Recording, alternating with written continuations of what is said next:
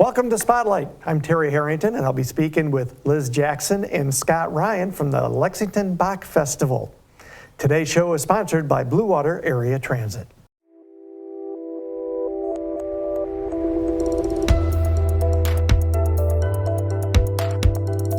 Well, Liz and Ryan, welcome to Spotlight. Good morning. Thank you. Good morning.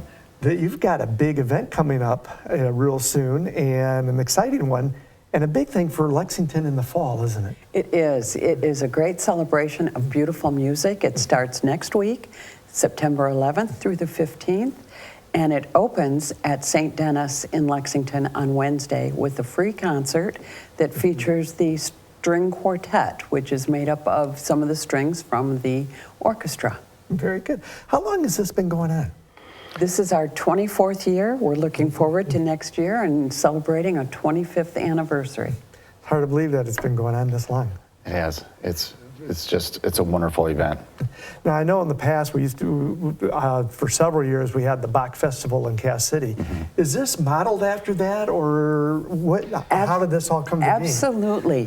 The Cass City had a great event, and then when they finished, there were several people who discussed it and said, why don't we see if we can pick it up? So then we contacted Julia Kratika, who was involved with the Cass City version, and she was our festival administrator for many years.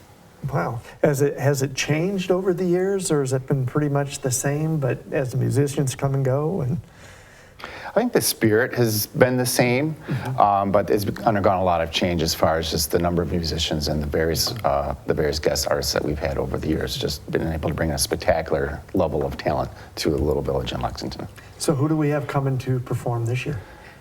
This year we have a great violinist that will be joining the orchestra on Saturday and Sunday.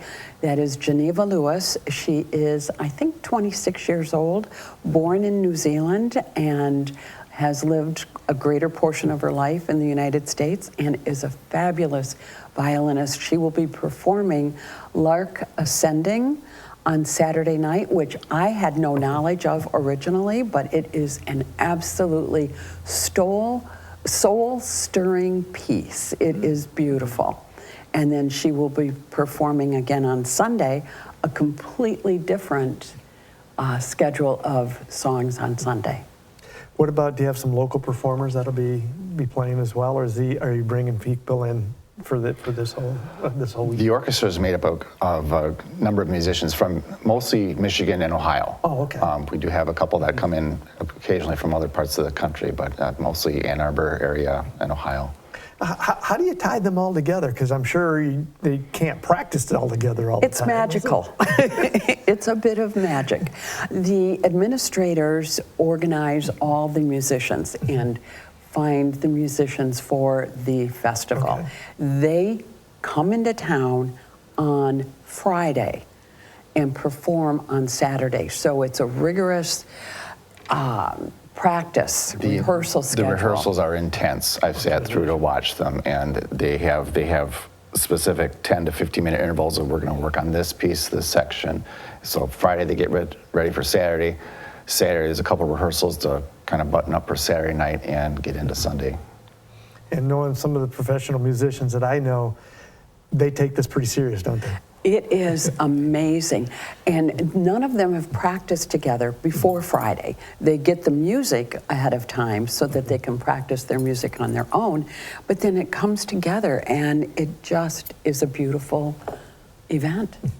That's got to be kind of fun for you to watch and see this and listen to hear how this all comes together. It's fun to watch the behind the scenes and just to see what our conductor does with the orchestra and the guest artists, and just takes these pieces and just puts together a beautiful, like she said, soul-stirring concert. Okay. Now it starts on what you said, Wednesday the 11th. So what do you have on Wednesday and Thursday? Wednesday at 7 o'clock at St. Denis in Lexington is the string quartet, and they will be playing several pieces.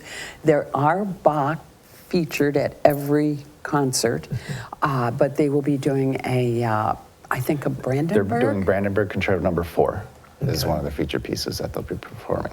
And then so they'll have the same program Thursday at St. Clair Community College. There's a noon concert and a 7 o'clock concert. At the community college. Community college, and that is also free. Okay, but that's all part of the That's all the part of the Lexington Bach festival. Okay, Yes. cool. And we try to provide music that is for the entire Blue Water community. We hope to get people come from all over to hear it because it is so beautiful. But we do offer the 3 free concerts. And then Friday night we have a guest artist, Colin Davin, who is a guitarist, a classical guitarist. And he will be performing at 7 o'clock at St. Denis. And that is a ticketed event, $25. And tickets are available online or at the door or by calling our phone. That is Friday night, and again then Saturday we have the full orchestra on Saturday and on Sunday.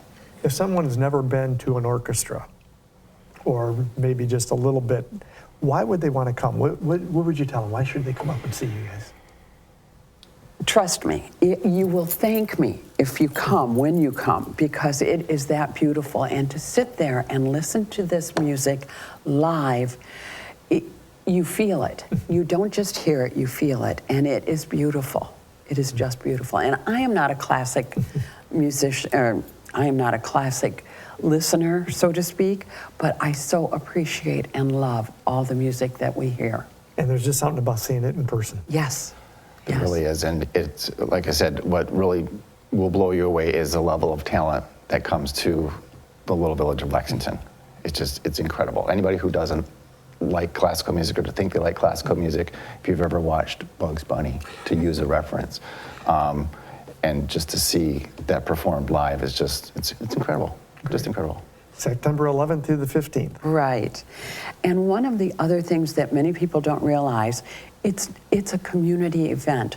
We house the musicians in the village at different residences. We have people that offered to host, and all they need is a couple nights, a couple bedrooms, maybe a shower, and the Arts Council feeds them, so the hosts don't have to worry about any of that.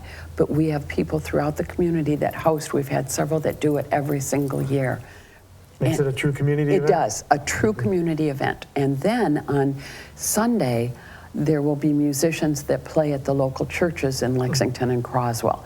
3 or 4 at each church for each of their services. And it does make it a community event. Great.